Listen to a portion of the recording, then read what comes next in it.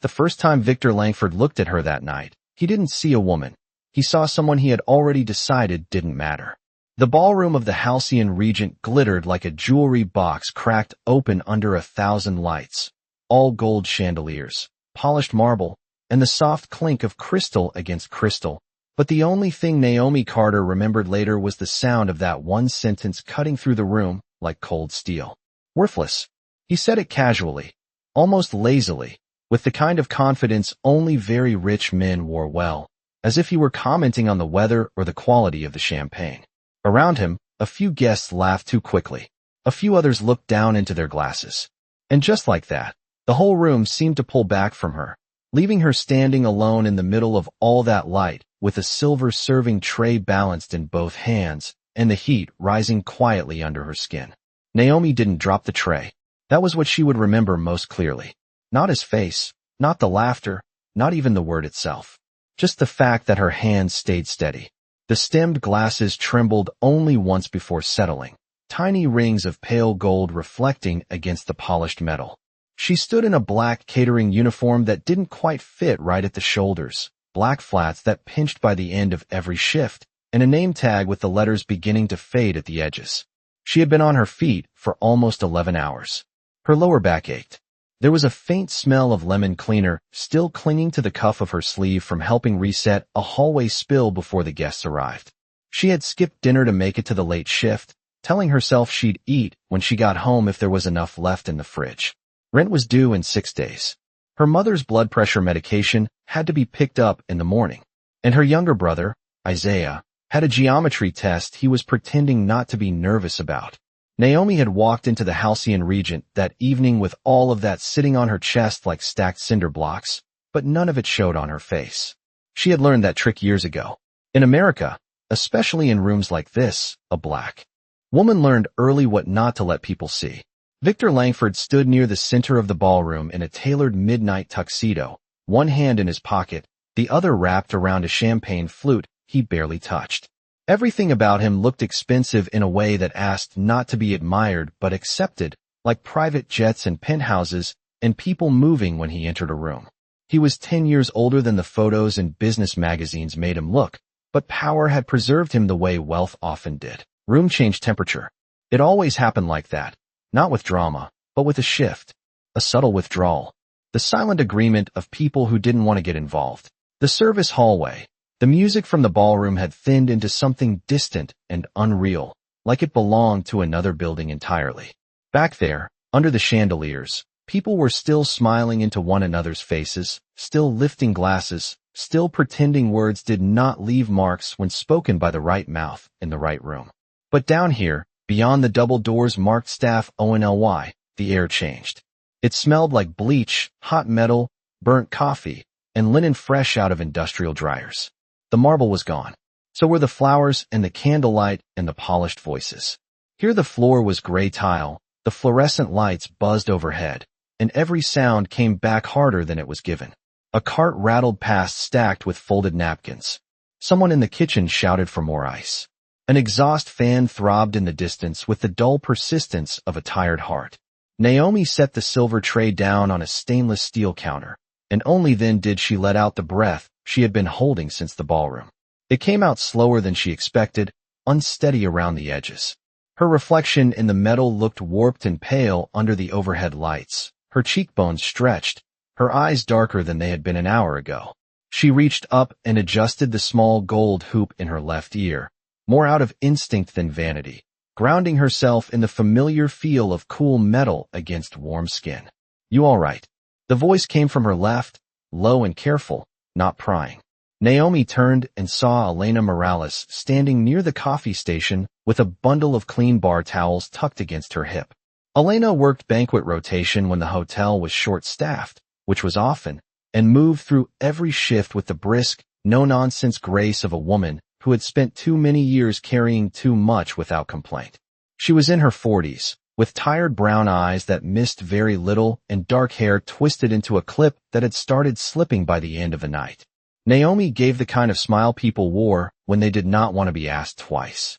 "I am fine," she said. Elena looked at her for half a second longer than politeness required. Then she set the towels down and poured half a cup of stale coffee into a paper cup, slid it across the counter, and said, "That man is rotten." Naomi wrapped both hands around the cup without drinking. It was barely warm, but the heat helped anyway. "There are a lot of rotten men in tuxedos," she said quietly. Elena huffed a short laugh through her nose. "That one thinks it is a personality trait." Naomi almost smiled for real then, but it faded as quickly as it came. She leaned one hip against the counter and stared at the dark surface of the coffee. Tiny ripples moved across the top from the vibration of the nearby dishwasher. She could still hear his voice if she let herself. Worthless. It was strange how one word could cling to the inside of a person's head, not because it belonged there, but because it had been thrown with force. She knew better than to accept it. Knew exactly how many things she had survived that a man like Victor Langford would not last a week inside. Knew what it meant to stretch $83 across 6 days, to study insurance forms at a hospital bedside, to smile at a landlord when the answer had to be maybe, not yet, give me until Friday.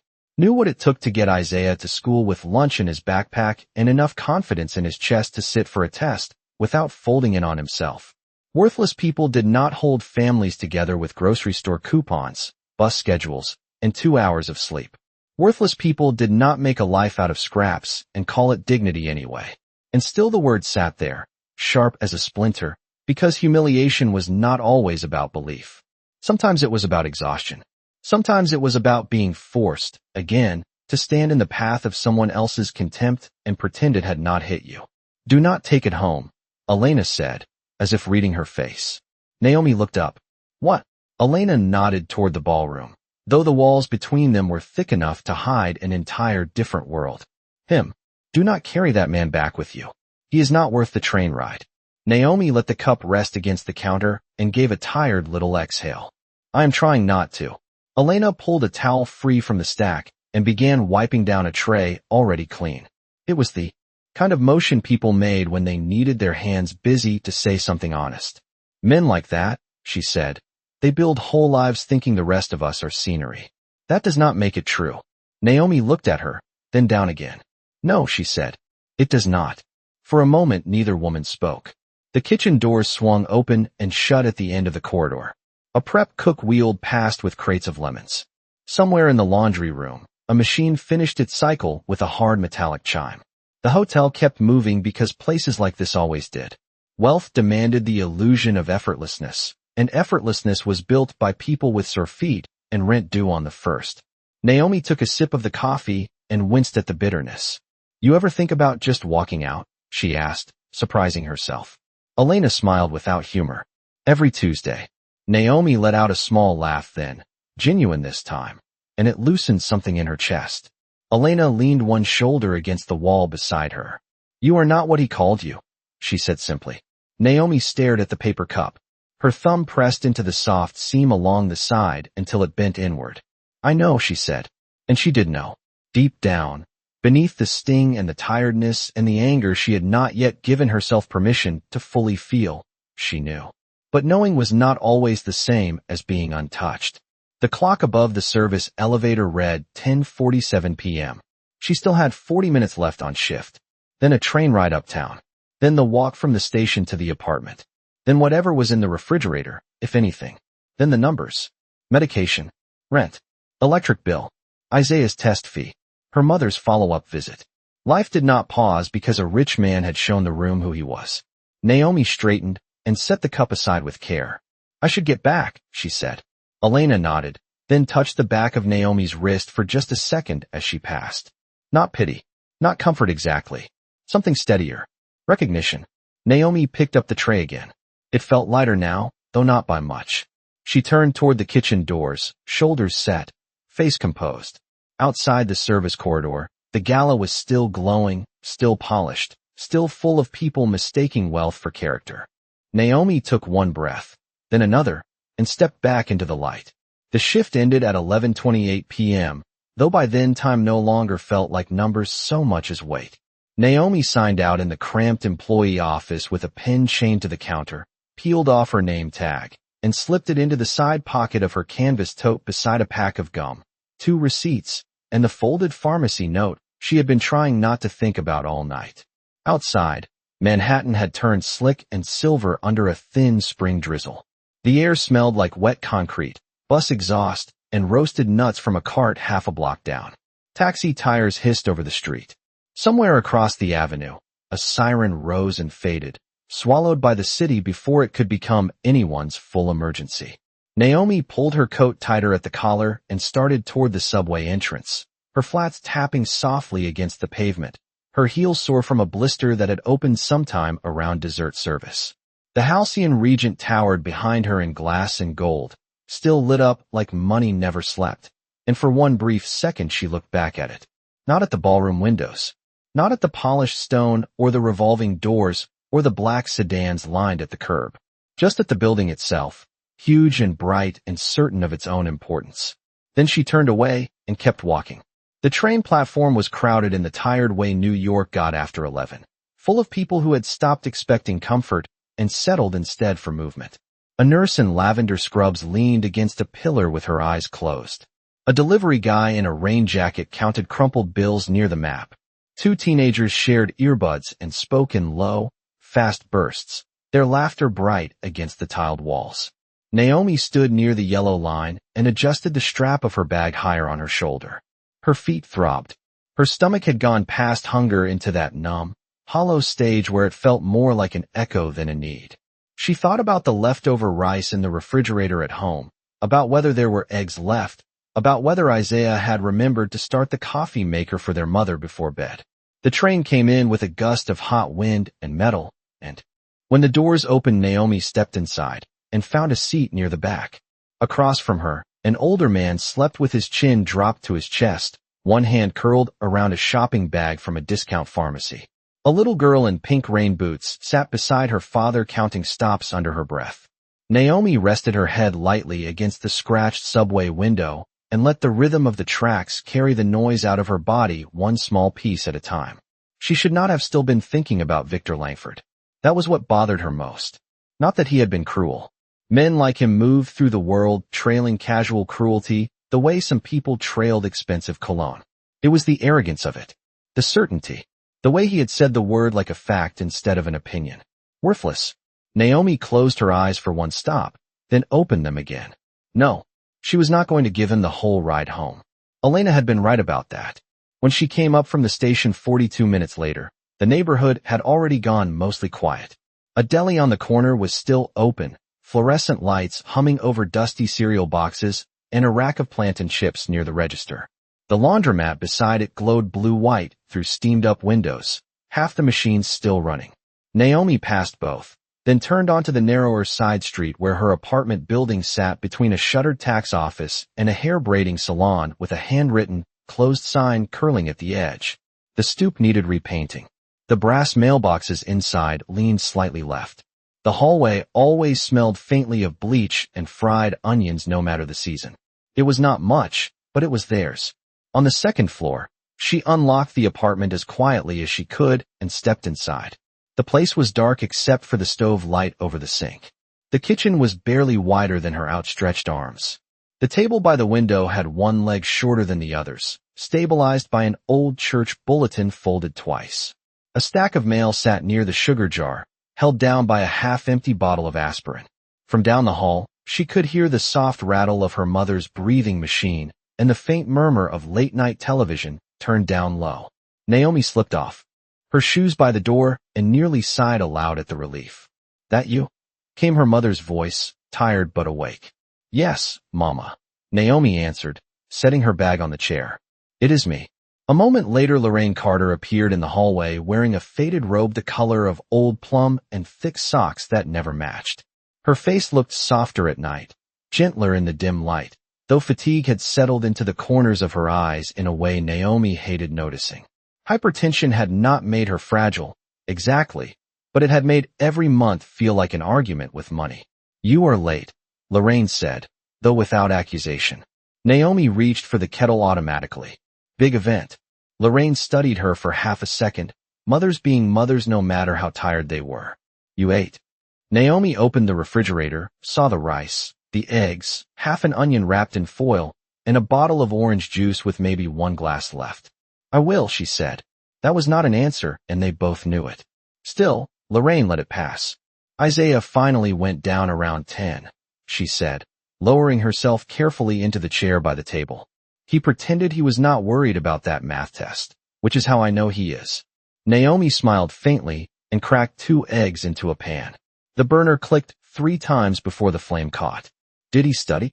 He studied. He also stared at the ceiling dramatically and claimed his future was over. Naomi let out a small laugh.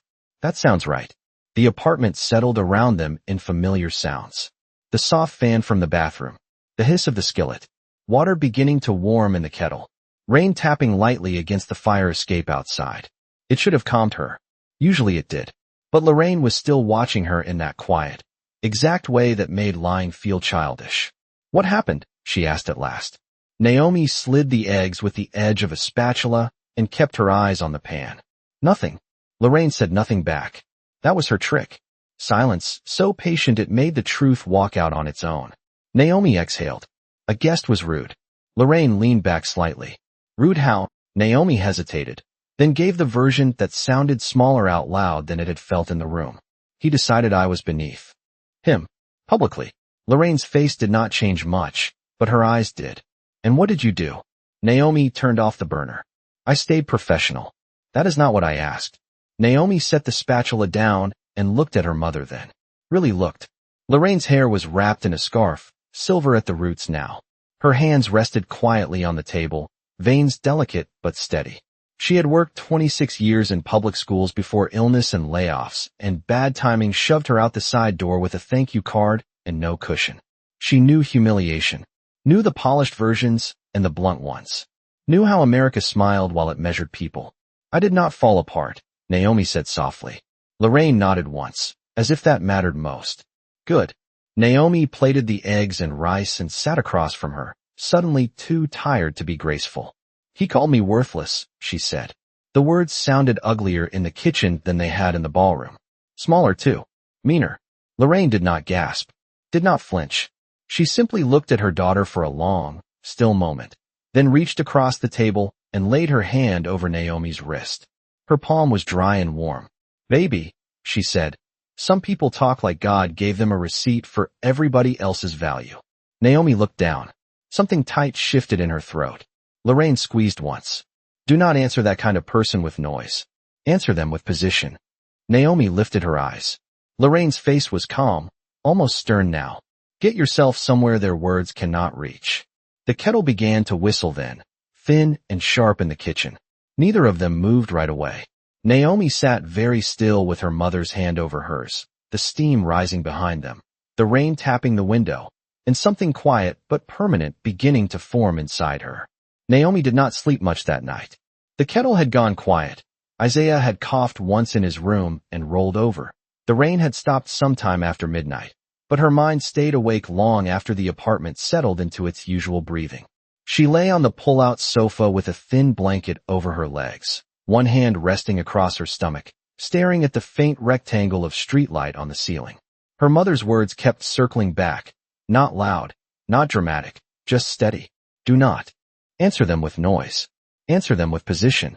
By 5:18 a.m., she gave up on sleep, sat up, and reached for the legal pad she kept tucked beneath the coffee table beside old magazines and a missing remote.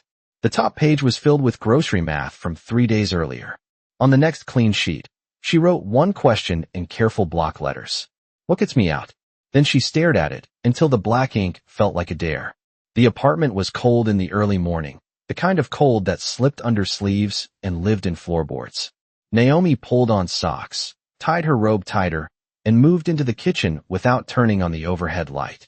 She filled the kettle, set it on the stove, and stood there listening to the small sounds of home before sunrise. Pipes ticking in the wall, a truck backing somewhere outside, the refrigerator humming with that tired, mechanical insistence that always made her think of things trying their best.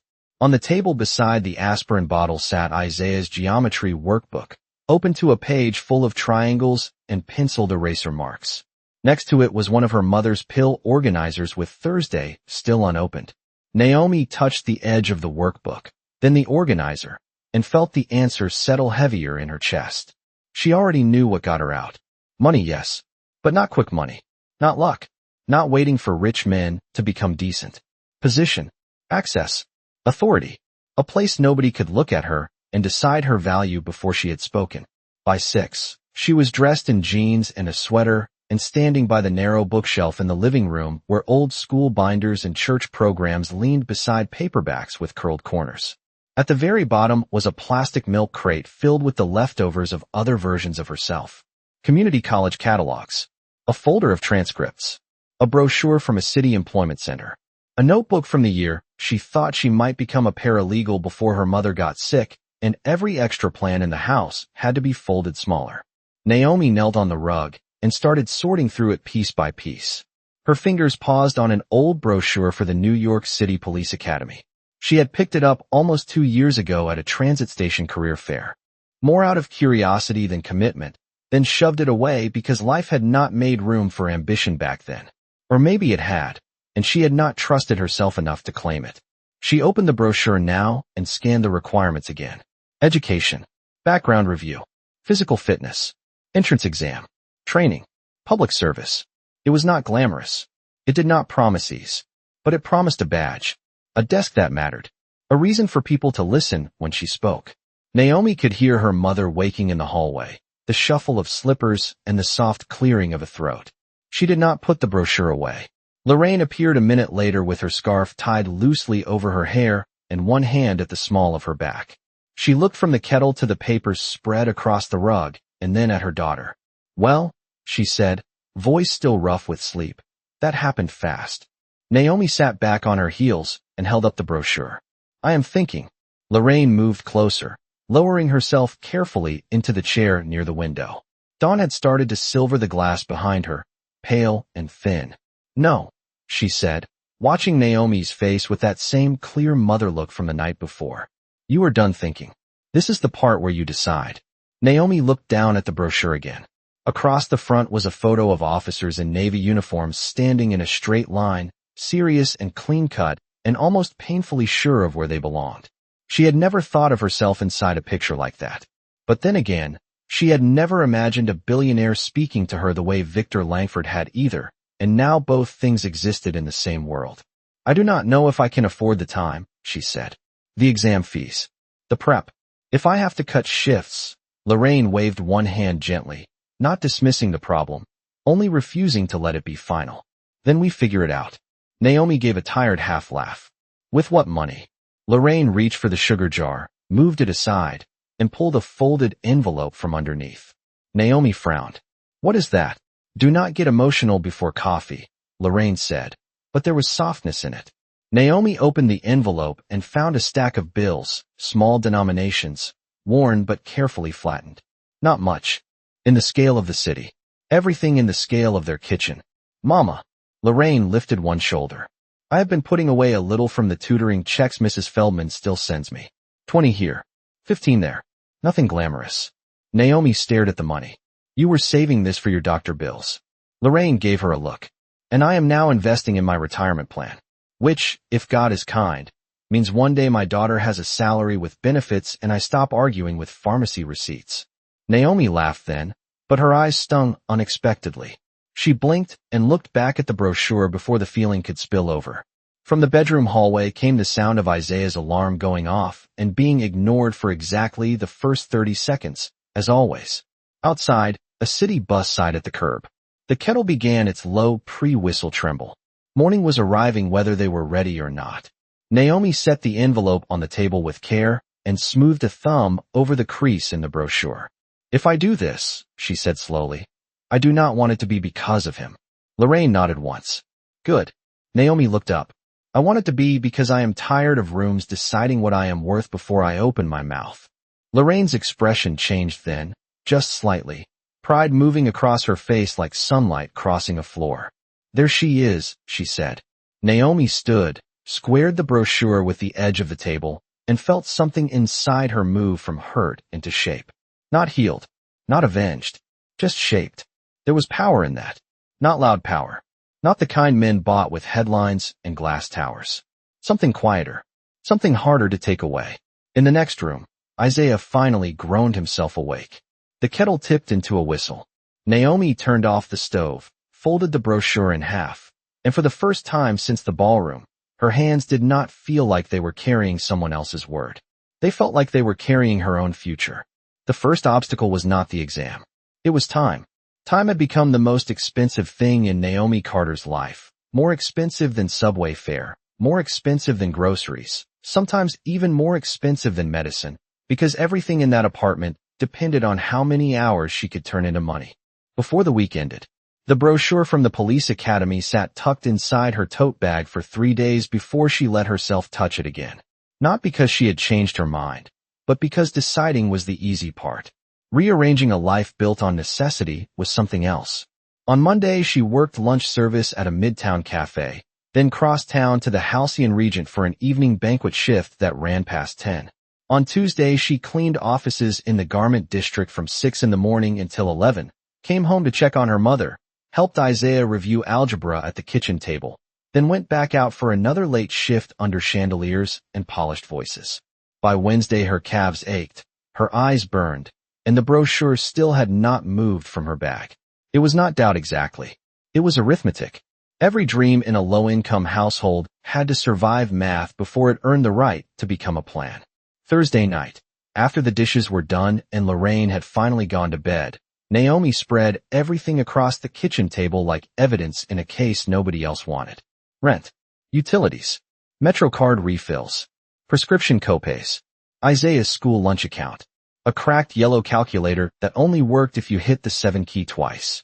The overhead light cast a tired circle on the table, leaving the edges of the room in shadow. Outside, rain streaked the fire escape in thin silver lines. Inside, the radiator clicked like it was arguing with itself. Naomi stared at the numbers until they blurred, then rubbed both hands over her face and started again. If she dropped one cafe shift a week, she could make time for exam prep classes at the community center. If Elena covered one banquet night here and there, maybe she could study for the written portion without reading after midnight with her eyes half shut. If she bought generic instead of brand name for her mother's refill this month, and if Isaiah's shoes could hold out another 6 weeks, and if nothing else unexpected broke, swelled, failed, or ran out, then maybe she could do it. Maybe. The problem with survival was that it left very little room for maybe. Naomi leaned back in the chair and closed her eyes for a moment. She could hear the apartment breathing around her, the low television murmur from her mother's room, the occasional rustle of Isaiah turning pages instead of sleeping like he had been told, pipes humming somewhere behind the wall. Home was never silent. It was stitched together from small sounds and constant compromise. When she opened her eyes again, she saw the brochure peeking from beneath the calculator, the blue seal on the front catching the kitchen light. She pulled it free and opened it to the page that listed the entrance exam dates. 2 weeks. She had 2 weeks to choose whether this was still a thought or the beginning of something harder. A knock came at the door just after 10. Not the landlord. Too polite. Not a neighbor in trouble. Too light. Naomi stood, crossed the room, and opened it to find Elena Morales holding a foil-covered plate in one hand and wearing the expression of somebody already annoyed that she had been forced to care. I made too much arroz con pollo, Elena said before Naomi could speak. Which is a lie, because there is no such thing, but take it anyway. Naomi smiled despite herself and stepped aside. You do not have to keep saving us from bad dinner planning.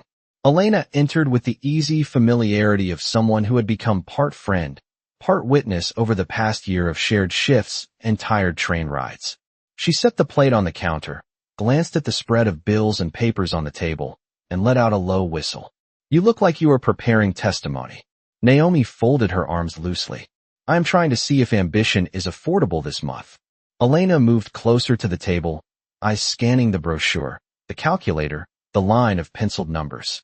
Ah, she said softly. So this is happening. Naomi gave a small shrug. I wanted to. Wanting and managing are not the same thing. Elena pulled out the chair across from her and sat without asking, as only people with actual concern ever did. What is the shortfall? Naomi hesitated. Pride was a strange thing. It never disappeared, even when money did. I am not asking you for anything. Good, Elena said. I did not offer anything yet. I asked a question. Naomi almost laughed. Exam fee, prep course, and I need at least one less night shift a week if I am going to study like I mean it. Elena nodded as if she had already guessed all of that. I can swap your Saturday banquet twice a month, she said. Maybe more if Jenkins owes me a favor, which he does, because I covered that ridiculous donor luncheon in February when his niece had the flu. Naomi shook her head immediately. Elena, do not start. That is your money. Elena leaned back and gave her a level look. And this is your future. Besides, I am not donating a kidney. I am trading shifts. Naomi looked down at the table, at the list that had felt impossible 10 minutes earlier and now looked merely difficult. Difficult was different. Difficult could be worked with.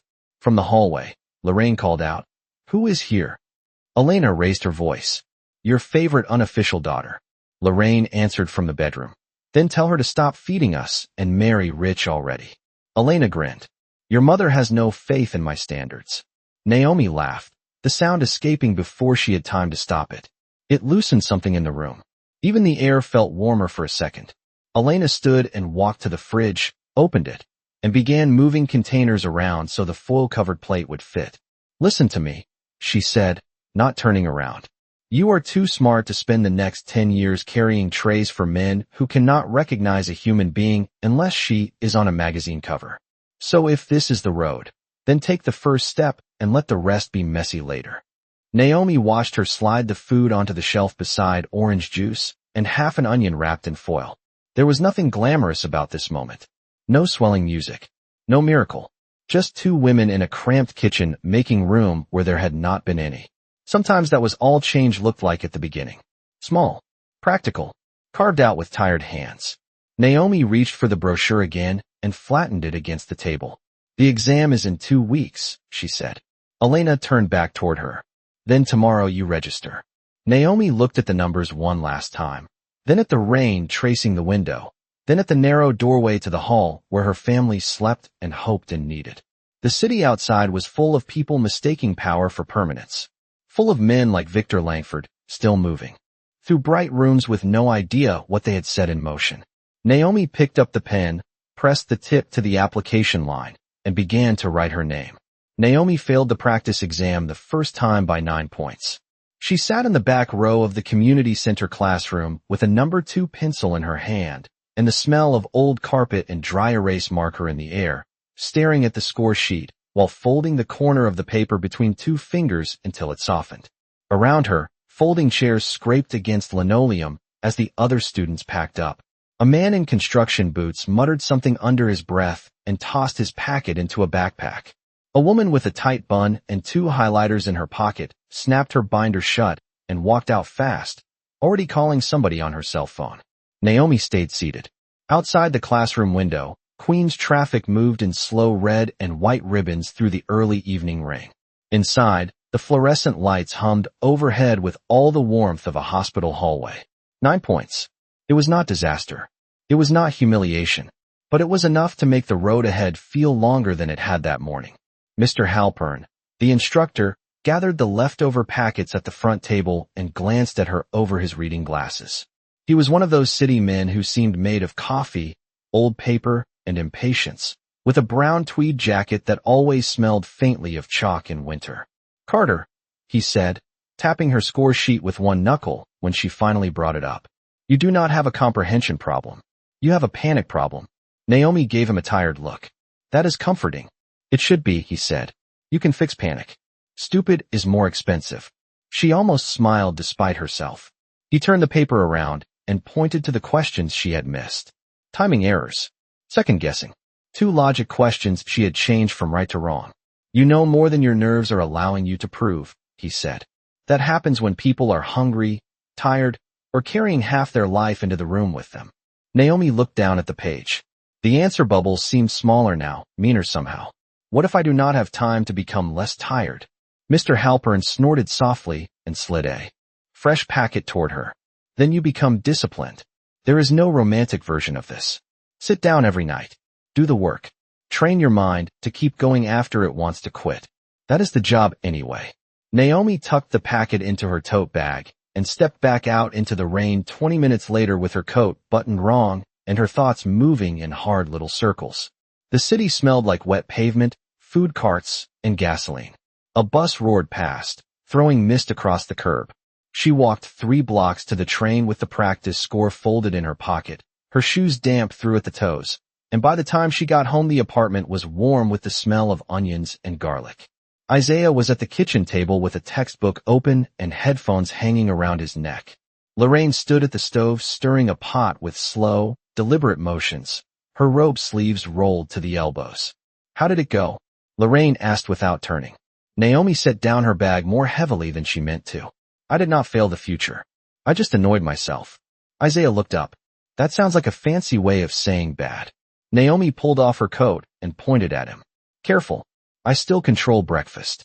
He grinned and went back to his book. Lorraine turned the burner down, faced her daughter, and studied her expression for 1 quiet second. "How bad?" Naomi held up her fingers. 9 points bad." Lorraine nodded once, like she was measuring the number against something older than the moment. "Then it is not a wall," she said. "It is a staircase." Naomi leaned against the counter and let out a breath. "Mama, you make struggle sound like a devotional." Lorraine reached for 3 bowls from the cabinet. "No, I make it sound survivable." Later that night, after dishes and homework questions and laying out her mother's medication for the morning, Naomi sat at the kitchen table with the new packet open beneath the yellow overhead light. The apartment was quieter now. Isaiah had gone to bed. The television was off. Rain tapped softly against the fire escape outside, and somewhere down the block a car alarm chirped once and fell silent. Naomi rolled a pencil between her fingers and started again. Reading comprehension, spatial reasoning, memory sequencing. She timed herself with the microwave clock because buying a real timer felt like a luxury. When her shoulders tightened, she straightened them. When her mind jumped ahead to money, to shifts, to whether the electric bill could wait until Friday, she pulled it back to the page. Question by question, line by line. This was not just about passing an exam anymore. It was about learning to stay steady inside pressure. About proving, first to herself, that she could hold focus even when life kept rattling the table. Weeks moved that way after that. Work, train, study, sleep, repeat. Some nights, she read practice passages with her shoes still on because she was too tired to untie them first. Some mornings she reviewed flashcards while standing on subway platforms with cold coffee in one hand and a granola bar in the other. Elena quizzed her on logic patterns during meal breaks in the service corridor. Isaiah timed her sections and complained that she looked too intense. Lorraine left little notes beside the sugar jar in careful handwriting that said things like breathe first and read the whole question, and nothing worth building is ever convenient. Naomi kept every one of them folded in her wallet. By the time test day came, she had not become fearless. Fear was not the point. Discipline was. She arrived at the exam center in downtown Brooklyn 20 minutes early wearing her one decent blouse under a dark coat and carrying a sharpened pencil, her ID, and a packet of crackers she never opened. The lobby smelled like floor polish and burnt coffee from a vending machine near the elevators. Men and women filled the plastic chairs along the wall, all pretending not to size one another up. Naomi sat near the end, hands folded over her bag, and watched the second hand of the wall clock move. Her pulse was quick, but it was clean, not frantic, trained. When her name was called, she stood, squared her shoulders, and walked toward the testing room with her back straight and her breath even. Some people were born into rooms where they expected to be chosen. Naomi had not been. She had to learn how to enter anyway. The envelope arrived on a Thursday in late October, bent slightly at one corner from being shoved through the mail slot too hard. Naomi found it half buried beneath grocery flyers. And a gas bill when she came home just after 6, carrying a tote bag full of textbooks and the smell of cold air on her coat. The apartment hallway was dim, the kind of dim that made every scuff mark on the wall look older. And for a moment she just stood there with the stack of mail in one hand and her keys still in the other, staring at the return address. New York City Police Academy admissions. Her pulse gave one clean, hard beat. Inside the apartment, Isaiah was in the kitchen arguing with a history worksheet. Lorraine was in her robe at the stove warming leftover soup, and the whole place smelled like tomato, black pepper, and toasted bread. "You are home," Lorraine called without turning. "And if that is another bill, open it tomorrow because I am tired of dramatic Thursdays." Naomi closed the door quietly behind her, set her bag on the chair, and held up the envelope. Lorraine turned then, wooden spoon still in hand. Isaiah looked over from the table. The kitchen went still in that tiny, ordinary way homes did when something bigger than the room had just arrived. "Open it," Isaiah said immediately. "Do not boss me in my own house," Naomi said, though her fingers were already slipping under the flap. The paper inside made a dry, important sound as she unfolded it. She read the first line once, then again, because the words looked too official to trust on one pass. "Congratulations." Her throat tightened. The overhead light caught on the white page. Her eyes moved lower, scanning each sentence slowly, carefully, afraid of missing some hidden condition or fine print that would return her to the old version of the evening. Accepted. Report date. Training schedule. Documentation required. Welcome. Well, Lorraine asked, voice lower now, as if she already knew the answer and was being kind enough to let Naomi arrive at it herself. Naomi looked up. "I got in." Isaiah shot out of his chair so fast the metal legs scraped the floor. "I knew it." Lorraine set the spoon down beside the stove with a little clatter and covered her mouth with one hand. Not because she was shocked, because some victories landed with such quiet force that they had to be caught before they spilled over. Naomi laughed then, a sound half disbelief, half relief, and Isaiah wrapped his arms around her hard enough to wrinkle the letter between them. "Careful," she said, laughing again. "That is official paper." "You are official now," he said into her shoulder. Lorraine stepped closer and took the letter from Naomi's hand with the reverence of a church program, reading it herself while blinking a little too much. The steam from the soup curled up between them. A bus groaned at the curb outside. Somewhere upstairs, somebody dropped something heavy and shouted an apology through the floorboards. Life kept sounding like life, but the center of it had shifted. Naomi sat down because suddenly her knees needed the chair. The kitchen looked the same as it had an hour ago. Same uneven table leg. Same chipped sugar jar. Same stack of unpaid envelopes tucked under the fruit bowl. But now there was a letter on the table that said she had made it through a door people like Victor Langford assumed she would never even reach. The thought came and went in a flash, not with bitterness this time, but with distance. His voice no longer felt like a hand around her future. It felt small, old, already losing power. "When do you start?" Isaiah asked. Naomi looked back at the page. 3 weeks. 3 weeks, Lorraine repeated softly, as if tasting the number. Then practical concern slid in, because that was the Carter family way. Uniform deposit. Shoes. Travel. We need to make a list. Naomi smiled. "We do. I will work more hours after school," Isaiah said. "No," Naomi and Lorraine said at the same time.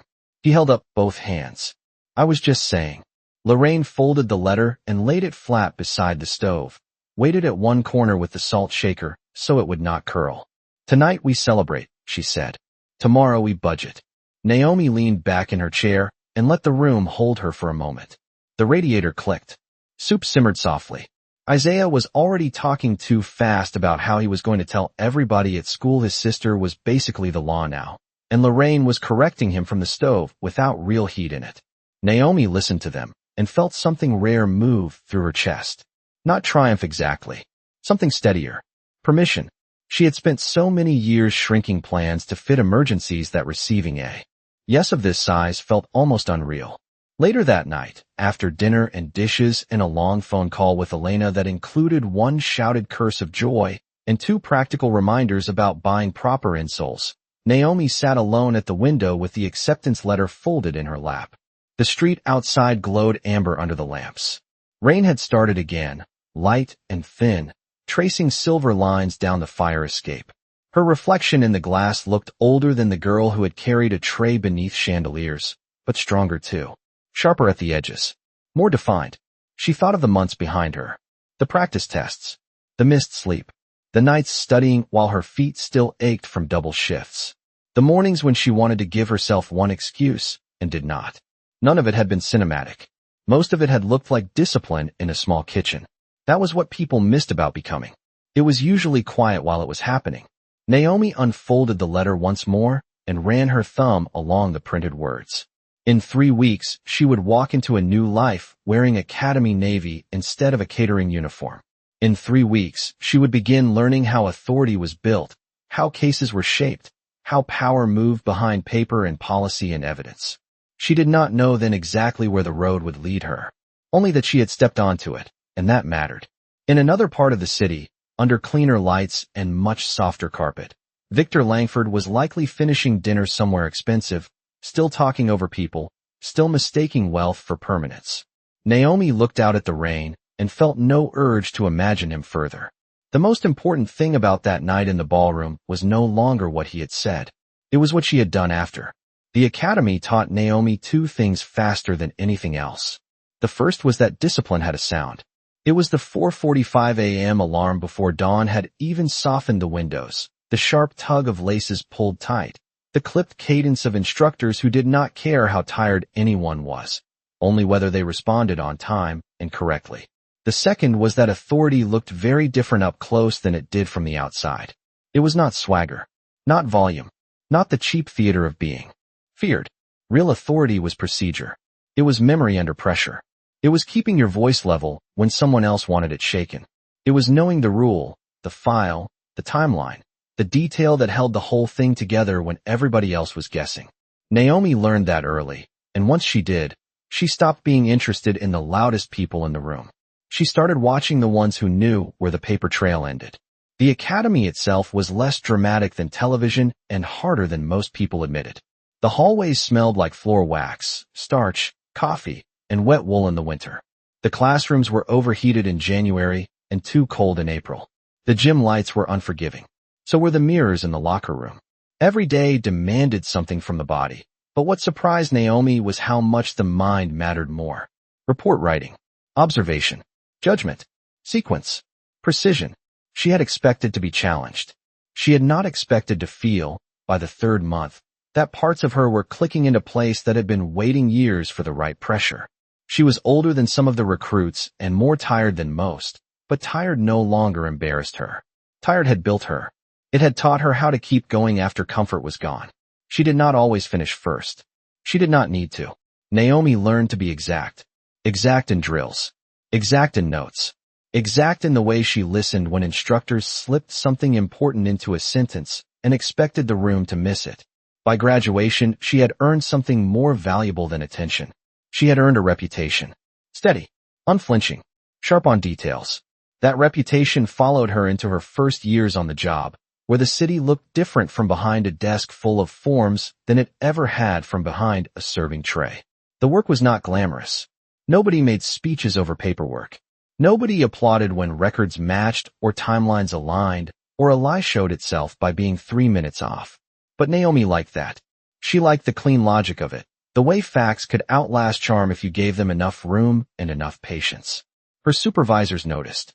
One in particular, Lieutenant Howard Briggs, watched her during a fraud-related referral case and called her into his office 2 days later. Briggs was a broad-shouldered man in his late 50s with tired eyes, a careful tie knot, and a desk that looked like paper had fought a war on it. His office smelled faintly of old coffee and copier toner. He slid a file toward her and tapped it once. "You ever think about investigations?" he asked. Naomi looked at the file, then at him. "I think about rent and student loan notices, Lieutenant. After that I have room for maybe one career plan at a time." Briggs smiled without showing teeth. "Good. That means you probably will not romanticize this one." He opened the file and turned it toward her. "White-collar fraud. Shell nonprofits. Procurement irregularities. Nothing glamorous, just ugly money and expensive shoes." Naomi felt something in her attention sharpen immediately. "You saw the pattern on the last referral faster than your sergeant did," Briggs said. "You track dates, not just names. Dates matter. Transfers matter. Little things matter when big people think nobody is looking." Naomi sat down across from him and began reading in earnest.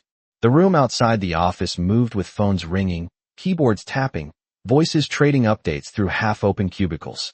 But inside, everything narrowed to the paper in front of her. Funding discrepancies. Charitable grants rerouted through consulting contracts. A board member whose signature appeared in 3 different styles across 6 months of records. Naomi looked up. "This is not street work." Briggs leaned back. "No. This is where people with nice watches hide what they think should stay hidden." She turned another page. "And you want me on this?" "I want to see if you know how to think beyond the obvious," he said. "Anybody can hear a shout. I need people who notice a whisper." Naomi took the file home that night in her satchel and read it at the kitchen table while her mother napped, and Isaiah, taller now and always in a hurry, raided the refrigerator 3 times in 20 minutes. Lorraine had retired from asking whether Naomi was overworking and moved instead to making stronger tea. The apartment had changed in small ways over the years. New curtains, better chairs, a quieter refrigerator. Isaiah's old-school pictures replaced now with a community college ID taped to the side of the cabinet because he was proud and still half a boy about it. They were not rich, but the place no longer felt one unpaid bill away from collapse. Naomi sat beneath the same yellow kitchen light, flipping through ledgers and annotations, and felt the old familiar current of concentration take hold. She saw things, tiny things. A transfer made on a federal holiday that should have flagged review. A consulting payment to a company with a mailing address that matched a luxury condo tower and no operational footprint she could find. A philanthropic initiative announced in one quarter and quietly dissolved in another after funds moved somewhere harder to follow. The names in the file belonged to people who attended galas, chaired committees, cut ribbons, and smiled beside oversized donation checks. The numbers beneath them told a meaner truth. By the time Naomi was formally transferred to the Financial Crimes Unit 3 years later, she understood something important. Men with real money did not always need to threaten. Often they simply assumed the system would bend around them because it always had. They lived behind foundations, boards, press releases, and polished language. They wore decency like tailoring. Their crimes, when they committed them, did not shout. They glided. Naomi became good at stopping the glide. She learned how to trace beneficial ownership through layers of paperwork designed to blur it. She learned which law firms were clean and which ones specialized in making ugly things sound administrative. She learned that greed often left fingerprints in timing before it left them anywhere else. Most of all, she learned to stay emotionally absent from the people inside the files. That was part of the discipline too. Evidence first. Ego nowhere. You did not build a case with your feelings. You built it with facts so clean they could survive daylight. By the time 10 years had passed since the ballroom, Naomi Carter was no longer a woman other people looked through. She was a federal investigator assigned to complex financial misconduct, known among colleagues for calm testimony, ruthless organization, and an almost unnerving memory for detail. On the wall of her office hung no inspirational slogans, only a framed academy certificate, a photo of Lorraine smiling in church blue on Isaiah's graduation day, and a whiteboard lined with dates, arrows, and names written in neat black marker. Her desk was clean except for the current stack of files, a half-full mug of coffee gone cold, and a brass clip holding expense records from a non-profit audit that had begun as routine and stopped feeling that way 2 days earlier. Naomi sat under the muted hum of office lights, turned one page, then another, and felt that old sharpening again. A grant, a shell entity, a consulting fee that made no sense. The first crack in a wall always looked small if you did not know how to see it. By Wednesday afternoon, the file no longer looked routine. Naomi had learned to trust that feeling, not as instinct in the dramatic sense, but as the quiet accumulation of details that refused to sit right together. She was at her desk under the low gray light of a November sky, the office windows reflecting more fluorescent ceiling panels than actual daylight, when she spread the latest batch of records across her blotter and stopped pretending this was still just another nonprofit audit. The case had started with a grant compliance review tied to urban youth housing initiatives, the kind of file that usually ended in corrected forms, stern letters, and maybe one embarrassed board treasurer blaming an accounting consultant. But this one kept shedding normal explanations every time she touched it. Payments marked as outreach consulting had moved through 2 shell entities in less than 48 hours. A media relations subcontractor had billed 6 figures for a campaign that did not appear to exist in any public archive. 3 different donor briefings referenced the same pilot initiative in language so polished it almost distracted from the fact that the initiative itself had produced no measurable service records at all. Naomi sat very still, one elbow on the desk, her pen balanced against her lower lip. Around her, the financial crimes floor moved in its usual rhythm. Phones rang. A copier whined from the bullpen. Someone laughed too loudly near the break room and got shushed. The air smelled like printer heat, old carpet, and coffee that had been burning on a warmer since 8. On the whiteboard beside her desk were 6 names, for dates, and 2 arrows that had seemed disconnected that morning. Now they were beginning to align.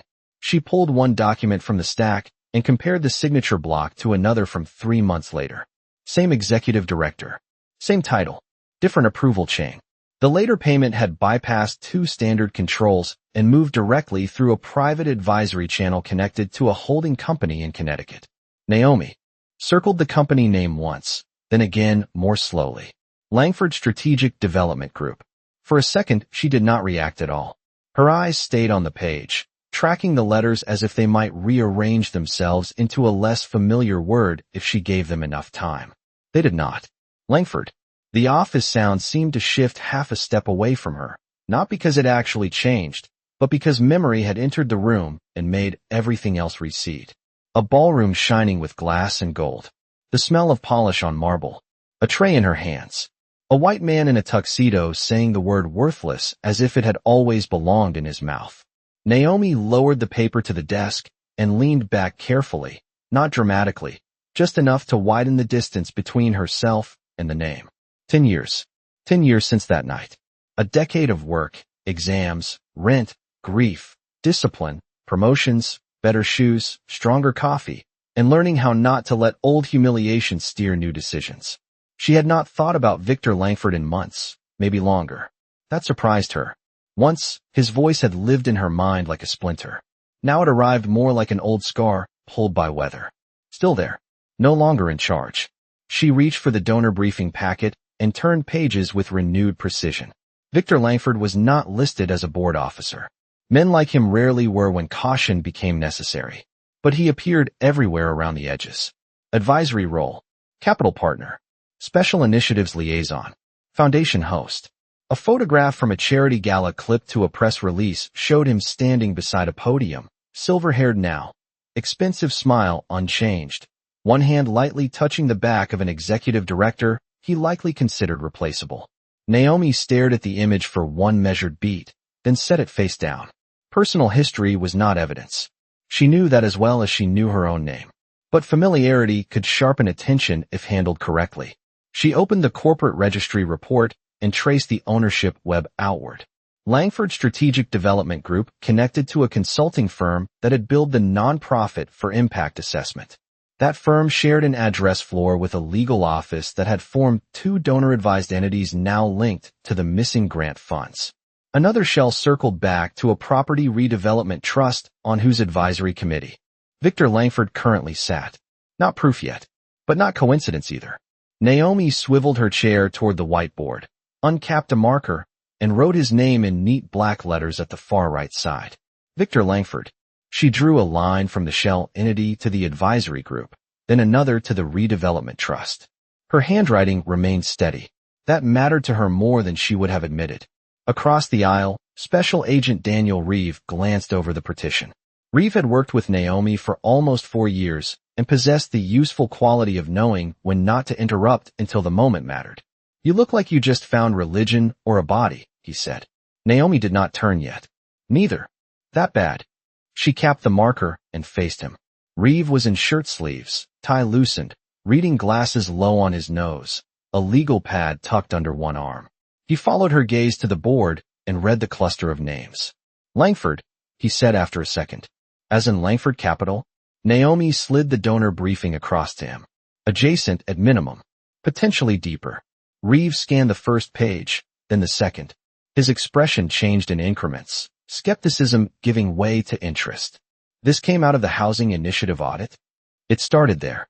Naomi tapped the shell entity column with one finger. Funds moved through outreach, media, and consulting channels that appear performative. I cannot yet prove diversion, but the structures are designed for distance, not service. Reeve looked up, and the name means something to you. It was not really a question. Naomi met his eyes for a beat, then chose the cleaner truth. A long time ago, I worked an event where he made himself memorable. Reeve held her gaze another second, understanding more than she had actually said, because competent people often did. He nodded once. "Do you need off the file?" Naomi looked back at the board. The old ballroom rose and faded in the same breath. The polished cruelty. The heat in her face. The vow she had not even known she was making when she chose not to break in front of him. Then she looked at the records again, at the clean, ugly shape of money traveling where it should not, and felt the answer settle clear inside her. No, she said. I need the records subpoenaed before they start disappearing. Reeves' mouth tightened in something like approval. That, he said, is the correct response. By 6 that evening the office had thinned out, but Naomi was still at her desk under the steady fluorescent hum, drafting a chronology that reached from charitable disbursements to shell contracts to private advisory channels carrying the Langford name. Outside, the city had turned dark early, rain misting the windows into a blur of red taillights and reflected street lamps. Her coffee had gone cold. Her shoulders ached. None of it mattered. Across 10 years, one thing had remained true. Victor Langford still believed rooms were built for men like him. The difference now was that Naomi Carter no longer entered those rooms carrying a tray. She entered carrying evidence. The subpoenas went out on a Monday morning under a pale sky the color of dirty glass, and by noon the case had changed shape. That was the thing about money when it got frightened. It moved faster. Files that had taken weeks to surface suddenly appeared in partial batches. Accountants returned calls they had ignored before. Outside counsel began using phrases like procedural misunderstanding and administrative overlap, the polished language of people hoping vocabulary might outrun documentation. Naomi sat at her desk with 2 monitors lit, one showing transaction maps and the other a chain of internal emails from a nonprofit director whose confidence had started dissolving the moment legal pressure arrived. The office smelled like paper dust, reheated coffee, and rain damp from coats draped over the backs of chairs. All day the printers worked. All day records arrived. And all day Victor Langford's name moved from the edge of the file toward the center with the quiet inevitability of a storm coming into frame. By 3 in the afternoon, Naomi had identified 3 separate payment corridors that linked donor-restricted funds to consulting invoices approved through advisory channels tied to Langford entities. None of it was crude. That would have been easier. The money was layered through legitimate language, charitable branding, and enough paperwork to make a casual reviewer lose patience. But Naomi was not casual, and patience had become one of her sharpest tools. She sat with her reading glasses low on her nose, sleeves rolled once at the forearms, and built the timeline line by line. Grant awarded. Outreach contract issued. Funds dispersed. Shell vendor paid. Secondary transfer. Real estate holding credited. Every arrow on the board behind her led away from the public promise and toward private benefit. At 4:12 p.m., Reeve dropped a fresh folder onto her desk. Directors' meeting minutes, he said. And a cooperating witness just gave us password access to archived correspondence. Naomi looked up. That fast. Reeve gave a humorless half smile. Fear is a fine organizational tool. She opened the folder and began scanning the minutes. Most of it was what she expected. Vague philanthropic language.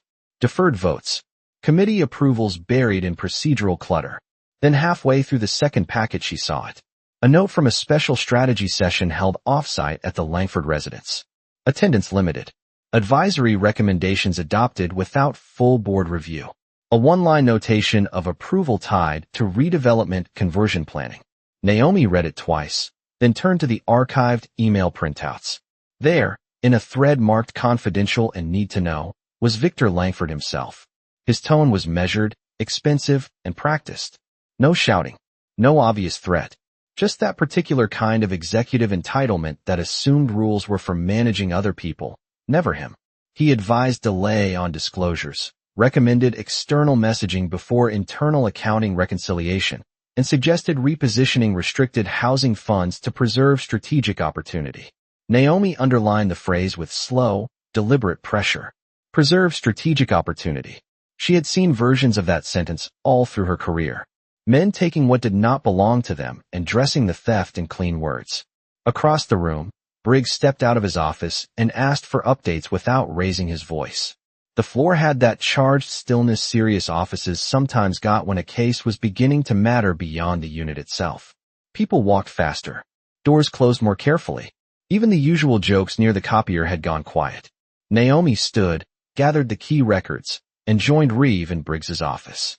The lieutenant listened without interrupting while she laid out the flow of funds, the shell structures, the donor restrictions, and the emerging role of Langford's advisory group. Rain streaked the narrow office window behind Briggs, softening the city into gray blur. He sat back in his chair once she finished and steepled his fingers. Can you put him inside the decision chain clearly enough for warrants? Naomi set the email packet on his desk and turned to the marked pages.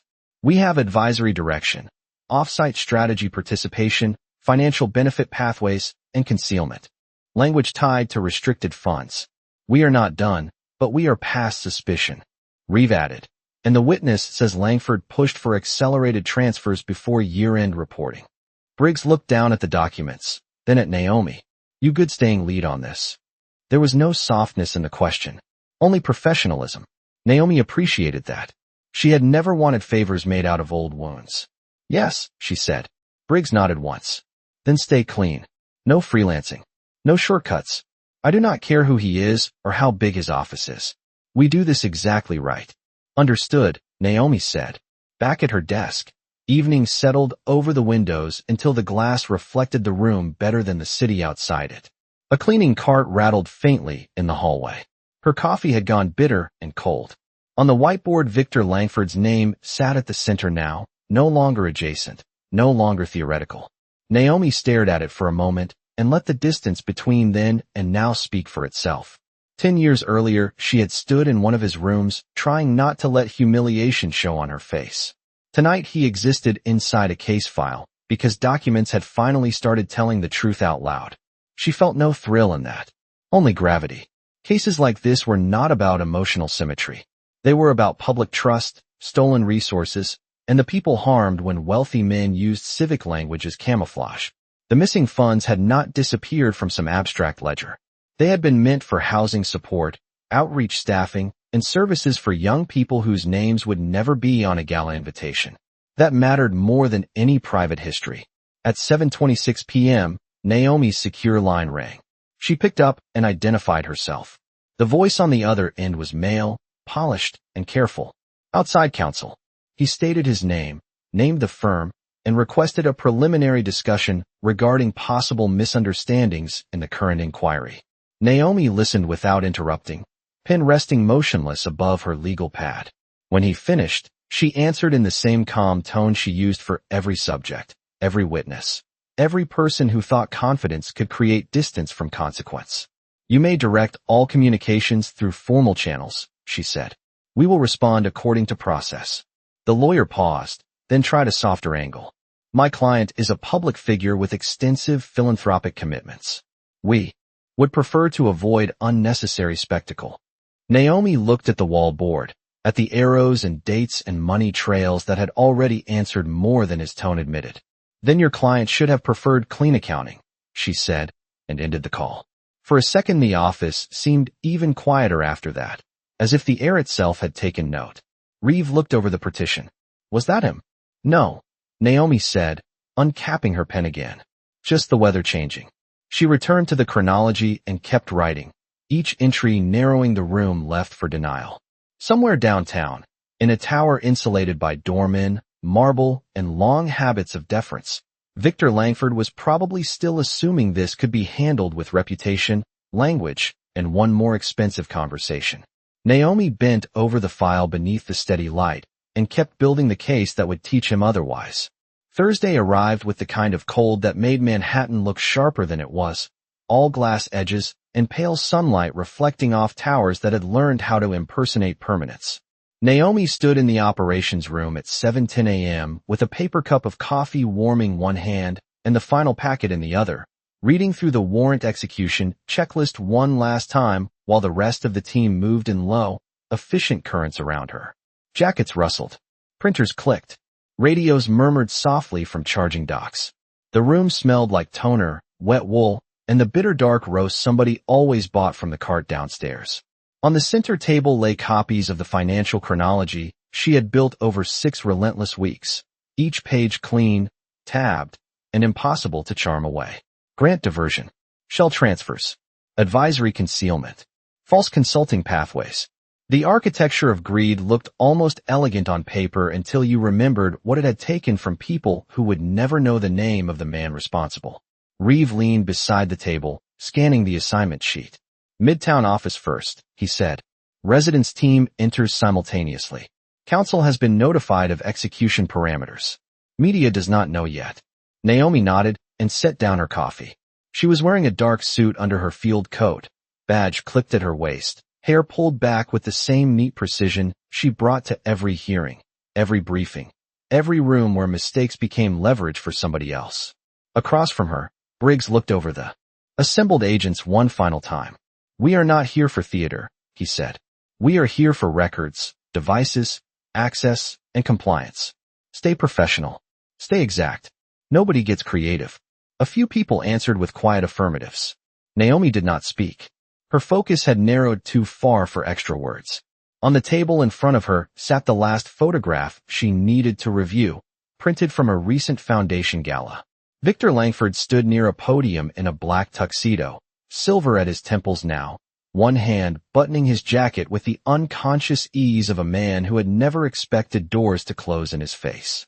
He looked older than the man in Naomi's memory, but not changed in any way that mattered. The same expensive calm, the same polished certainty. She turned the photo face down and picked up the execution folder. At 8:02 the convoy moved. The city outside had fully awakened by then. Cabs flashing yellow through intersections, delivery trucks double-parked under steel awnings, pedestrians hurrying along sidewalks with collars up against the wind. Naomi sat in the back of an unmarked SUV beside Reeve, the folder on her lap, Lower Manhattan sliding by in gray and silver through the window. She did not rehearse what she might say if Victor Langford recognized her. She did not need to. This was not a reunion. It was official process, and process had no use for old humiliation except as a reminder of why clarity mattered. Reeve glanced over once. "You good?" Naomi kept her eyes on the passing buildings. "Yes." He nodded. Nothing more was needed. Langford Capital occupied 3 floors of a midtown tower with a lobby so immaculate it almost looked sterile, all marble, brushed brass, and arrangements of white flowers too tall for sincerity. Security had already been neutralized through proper channels by the time Naomi and the entry team crossed the polished floor. Their footsteps clicked cleanly against stone. Reception looked up first with the bright automatic smile of someone trained to greet money before law. The smile vanished when badges appeared. Within seconds the air changed. Not panic. Not yet. Just disruption. Phones paused mid-ring. A young assistant rose halfway from behind a curved desk, hands hovering uncertainly above a keyboard. A glass conference room at the far end of the floor reflected fragments of movement like broken mirrors. "Federal investigators," Reeve announced. With calm authority, "We are executing a lawful search. Please step back from all devices and direct senior personnel to remain available." Naomi watched the room absorb the words. This was always the first real moment in cases like these, when reputation met procedure and discovered procedure did not care. Staff exchanged stunned glances. Someone whispered a name. Another reached instinctively for a phone and stopped when instructed. Naomi moved with the records team toward the executive corridor, badge visible, warrant packet ready, her pulse steady and her breathing even. The carpeting in the private wing softened every step. The walls held abstract art in muted blues and creams. Through one open doorway she saw a shelf of awards, framed magazine covers, and photographs with governors, mayors, donors, smiling children at ribbon cuttings, all the visual language wealthy men used to construct moral alibis around themselves. At the end of the hall, outside a corner office washed in winter light, Victor Langford stood beside his assistant with one hand braced on the back of a leather chair. He had clearly been interrupted mid-meeting. There was a legal pad on the table, a half-finished espresso near his elbow, and 2 men in tailored suits rising too quickly from the seating area. Tom did something strange then. Not slow, just sharpen. Naomi saw the silver in his hair, the expensive watch, the faint irritation settling into his face before recognition had any chance to arrive. He looked at Reeve first, then at the badge, then at the warrant packet Naomi held. "There must be some mistake," one of the suited men began. Reeve answered before the sentence could gather momentum. "There is no mistake." Naomi stepped forward, voice level, posture formal, and presented the documents exactly as procedure required. "Victor Langford," she said, We are executing a federal search warrant related to the investigation of financial misconduct, fraudulent diversion of restricted charitable funds, and associated records concealment. You are required to preserve all devices, documents, and communications relevant to this matter. Langford took the packet from her with visible restraint, the polished face still attempting control even as color receded just slightly from it. His eyes moved across the first page, then lifted to hers. Recognition did not come all at once. It arrived in fragments. First as irritation at being addressed by someone he did not immediately categorize. Then as confusion. Then, unmistakably, memory. Naomi saw it land. A ballroom. A tray. A black woman he had dismissed because power had taught him he could. The silence in the room deepened by 1 degree. His assistant looked between them without understanding. One of the lawyers opened his mouth, then thought better of it. Victor's gaze held on Naomi an instant too long. You, he said quietly, not as accusation, not as apology, just as the startled sound of a man realizing the past had not stayed where he left it. Naomi did not let the moment bend. Yes, she said, calm as polished stone. And now you need to step away from the desk. No one in the room moved for half a second. Then procedure resumed, crisp and impersonal. Devices were collected. Access credentials requested. File cabinets opened under supervision. Reeve directed the IT team toward secured systems while Naomi logged the contents of the executive desk, one item at a time, gloved hands precise, voice steady as she dictated chain of custody notes. She did not savor his shock. She did not punish him with expression. That was the part he would never have expected. He had likely prepared for outrage, triumph, maybe even revenge if he had remembered enough of her to imagine such things. What he faced instead was something colder and far more complete: professionalism, the denial of spectacle, the absolute refusal to make this about anything except what he had done.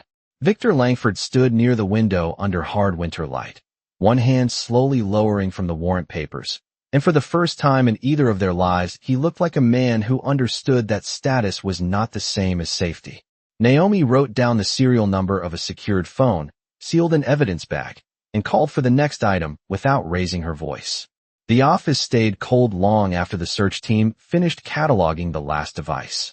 By early afternoon, the polished calm of Langford Capital had been replaced by the thin, metallic atmosphere that followed consequence. Drawers stood open beneath supervision. Conference room glass reflected agents moving in measured lines. The white flowers in the reception area had started to lean slightly under the building heat, their perfect arrangement now looking tired and faintly absurd. Naomi stood at a temporary evidence table near the executive corridor, reviewing the final inventory sheet. While 2 members of the digital forensics team sealed transfer containers and logged chain of custody. Her handwriting remained exact, every letter upright and controlled. It mattered to her that her hand did not shake. Across the hall, Victor Langford sat in a conference room with counsel, no longer standing at the center of anything, no longer directing the air around him. The difference was not loud. Men like him rarely collapsed in public. They tightened. They receded into silence and strategy and the old belief that there was always one more conversation capable of restoring the order they preferred. Through the glass, Naomi could see him angled toward the table, one hand resting flat beside a bottle of imported water he had not opened. His silver hair was immaculate. His tie remained perfectly knotted. But the room was no longer his, and that fact had begun to show at the edges of him. Reeve approached with a folder tucked under one arm. "We have enough for formal detention pending transport," he said quietly. "Counsel has been informed. Processing is ready downstairs." Naomi took the folder and reviewed the authorization page one more time, not because she doubted it, but because procedure was respect in a case like this. Respect for the file. Respect for the public. Respect for the truth having to survive the expensive machinery that would soon try to bend it. She signed where required, passed the packet back, and nodded once. "Let us do it cleanly." Reeve gave a brief look that carried the weight of 4 years of professional trust. "That is the only way you do anything." When Naomi entered the conference room a few minutes later, the temperature felt cooler than the rest of the floor, over-air-conditioned in the way wealthy offices often were, as if cold itself were a status symbol. Counsel stood immediately, objecting in the polished, measured tone of someone who knew the performance was for the record as much as the room. Naomi listened without interruption. When he finished, she answered with the same calm she had used all day, naming the authority, the basis, and the next procedural steps in language so clear there was no room for theater. Victor Langford remained seated until the final sentence. Then he rose slowly, one hand adjusting his jacket by reflex, the old manners of command still trying to survive even. Here, up close, he looked older than he had by the window. Not weak, just suddenly mortal in a way money had hidden from him for a long time. His eyes settled on Naomi, and this time recognition carried more than surprise. It carried the strain of a man trying to fit the current room around an older memory and failing to do so. "I would like a moment," he said. His voice was lower now, less polished, or maybe simply less effective. Naomi did not harden. She did not soften either. "You have counsel present," she said. "We are proceeding." For the first time since she had stepped onto the floor, Victor looked directly unsettled. Not by volume, by finality. Reeve moved to his left, another agent to his right, both professional and calm. Naomi remained in front of him, one hand holding the paperwork, the other resting near the badge clipped at her waist. He looked at her a second longer, and when he spoke again, the words surprised even him. "I remember that night," he said quietly. The room did not change, but something in the air narrowed. One of the attorneys shifted. Reeve glanced once toward Naomi and then away, giving her the dignity of not making the moment a spectacle. Naomi met Victor's gaze without expression. "This is not about that night," she said. It was the truest thing she could offer him. Because it was not. Not anymore. The ballroom had been unwound. The file was a fact. He drew in a slow breath, and for a second she thought he might retreat behind legal language again. Instead he looked at the table, then back at her, and some hard internal arrangement seemed to loosen just enough for honesty to slip through. "I was cruel," he said, almost too softly to hear. Naomi did not rescue him from the discomfort of saying it. She simply waited. The building hummed around them. Somewhere beyond the glass, an elevator chimed. A copier started and stopped. New York kept moving, indifferent and exact. "I said things," Victor continued, voice still controlled but no longer protected. "I spoke to you as if you were beneath notice. Beneath dignity." One of the lawyers quietly said his name, a warning wrapped in etiquette, but Victor raised one hand without looking away from Naomi. He was not confessing to the case. He was arriving, very late, at another truth entirely. Naomi felt the memory of that younger self flicker at the edge of her chest. The woman holding a tray under chandeliers. The heat in her face. The instinct to disappear. But she also felt the years between then and now like steel laid into concrete. Her mother's notes by the sugar jar. Isaiah's teenage jokes. Mr. Halpern's brutal little lessons. Academy mornings in the dark. Cases built line by line. All the quiet labor it had taken to become someone who could stand here without anger deciding her posture. Victor swallowed once. "I thought money made me the measure of other people," he said. It did not. Naomi heard him. She did not need to answer the apology he had not fully formed. Some things did not require response to be understood. She looked at him for one steady beat, and then gave him the only mercy that fit the moment. She kept it professional. She kept it small. "You should have learned that sooner," she said. There was no triumph in her voice. Only plain truth. That seemed to land harder than anger would have. Victor lowered his eyes, not dramatically, just enough to show the weight had finally found its place. Reeve stepped forward and began the formal next step, voice even, instructions clear. Victor complied without resistance. Naomi moved beside him when required, close enough now to smell faint cologne under the colder scent of office air and printer toner. Her gloved hand took hold of the standard restraints with practiced care, the metal catching a line of winter light from the conference room window. For one brief second the image held in perfect stillness, almost unreal in its symmetry. A decade earlier he had looked at her and seen someone powerless. Now she was the one standing steady while his wrists came together under lawful process. She placed the handcuffs on him without flourish, without hesitation, and without the slightest tremor in her hands. The click was small, not dramatic, just final. Victor closed his eyes for a fraction of a second when the metal settled, and when he opened them again, there was no outrage left, only the stunned recognition of a man who had spent too many years being protected from consequence and too little time learning what decency cost. Naomi stepped back, exactly as procedure required. "Watch your step," she said as the team prepared to move. It was a simple instruction, but in the silence after it, the words carried something larger than logistics. Not revenge, not pity, just the last form of dignity available in the room. Victor looked at her once more, then nodded, almost imperceptibly. Naomi turned to the evidence log, signed the final line, and let the work continue.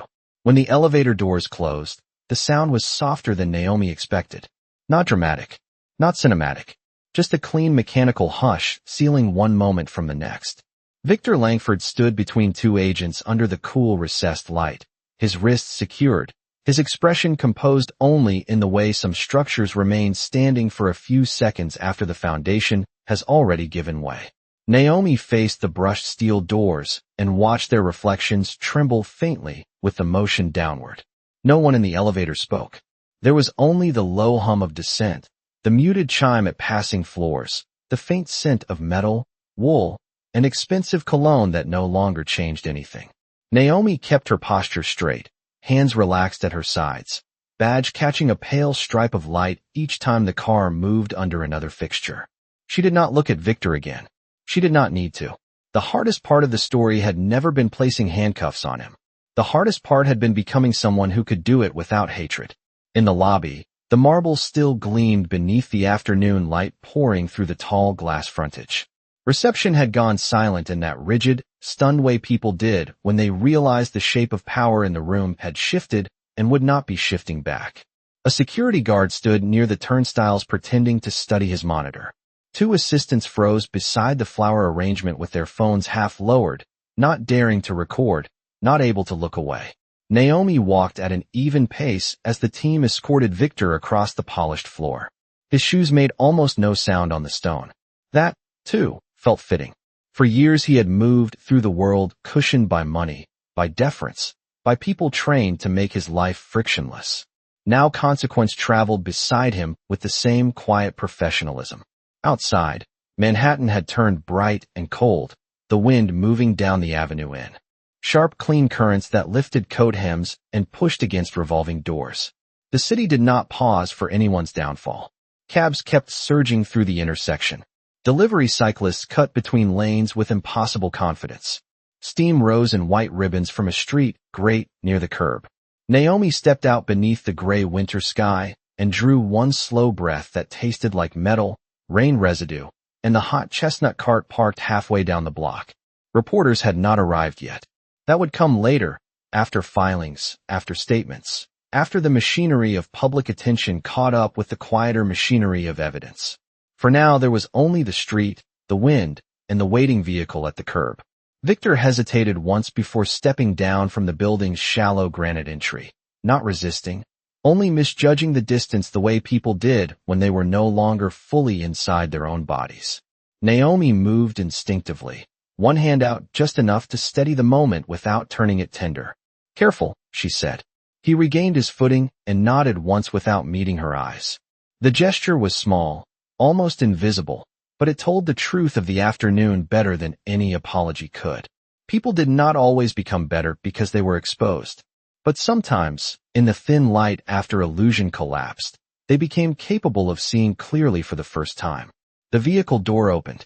Reeve handled the transport sequence with practiced calm. Naomi stepped back, giving the required space, and watched as Victor lowered himself inside. For 1 second, just before the door closed, he looked up at her through the frame. Not like a titan fallen, not like a villain, just a man, older now, stripped of performance, confronted at last by the plain distance between who he had believed himself to be and what his choices had actually made of him. Naomi held that look for a single beat. Then the door shut, and the moment was gone. The car pulled into traffic and disappeared into the moving silver river of the avenue. Reeve exhaled beside her. "You all right?" Naomi slipped her gloves off finger by finger and tucked them into her coat pocket. "Yes," she said, and this time it was entirely true. Not because the day had erased anything. It had not. The ballroom still existed. The word worthless still belonged to history. But history no longer had custody of her. Reeves studied her face for a second, then nodded toward the building. We still have 3 boxes of records and one very unhappy general counsel upstairs. Naomi almost smiled. Then let us not keep him waiting. They went back in, finished the paperwork, signed the transfers, answered the last procedural questions, and left just before dusk. By then the sky had deepened to a hard blue-gray and lights were coming on floor by floor across the city, little rectangles of private lives suspended above traffic. Naomi rode downtown in silence, her case satchel beside her, the train windows reflecting her face over tunnels streaking black and amber. She felt tired in the clean, honest way that followed completed work. At home, the apartment smelled like cinnamon tea and onions browning in butter. Lorraine was at the stove in her thick socks and soft cardigan, older now, slower at the knees, but still carrying the same unteachable dignity that had first shown Naomi how to stand upright inside small rooms. Isaiah, no longer a boy and freshly home from an afternoon class, sat at the table with a laptop open and 3 textbooks spread around him like he was trying to outnumber stress. He looked up first. "You are late," he said. Naomi set down her satchel. "The government enjoys paperwork." Lorraine turned from the stove, took one look at her daughter's face, and knew. Mothers often did. "It happened," she said quietly. Naomi nodded. Lorraine did not ask for details right away.